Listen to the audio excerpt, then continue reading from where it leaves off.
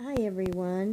I just want to share a word with you today. There's something that was brought to my attention, I don't know, maybe 2 or 3 months ago, and I've just been thinking about it and wondering actually at what point I would share this with you.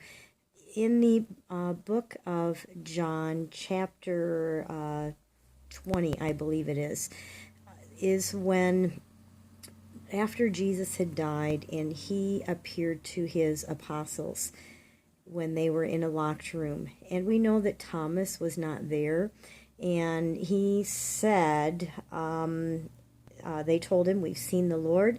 And Thomas replied, "I won't believe it unless I see the nail wounds in his hand, put my fingers into them, and place my hand in the wound in his side." And 8 days later, the disciples were there in the room, and this time Thomas was with them, and Jesus showed up again. And Jesus said, "Hey, I'm here," said, "Peace be with you," and then said to Thomas, "Put your finger here, look at my hands, put your hand in the wound in my side," and told him to believe and have faith. And Thomas, we know that he's been labeled Doubting Thomas because of this passage. And my question, something that was brought to my attention, is, was Thomas really doubting, or was he actually in grief? Think about it. Jesus had just been brutally murdered on the cross. They had put him in a tomb. It was sealed up, guarded, and now Thomas is hearing things that Jesus is alive.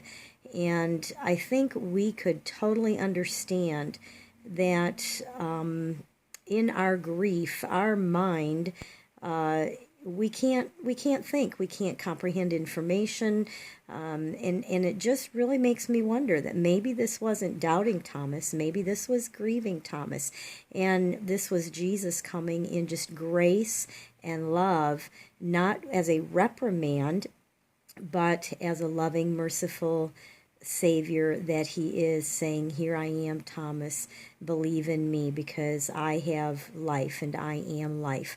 So on that note, just think about that. It's okay when we are in grief for our minds to be scrambled and for us not to be able to think clearly, not to be able to process information.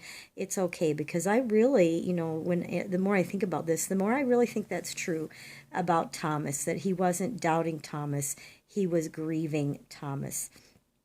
And with that, I'll go ahead and end it for today, a short one today. I always have a word of hope for you, and I've just been sitting in my chair for a while and didn't feel like getting up. I had paper and pen with me, so I actually just wrote you a word of hope today.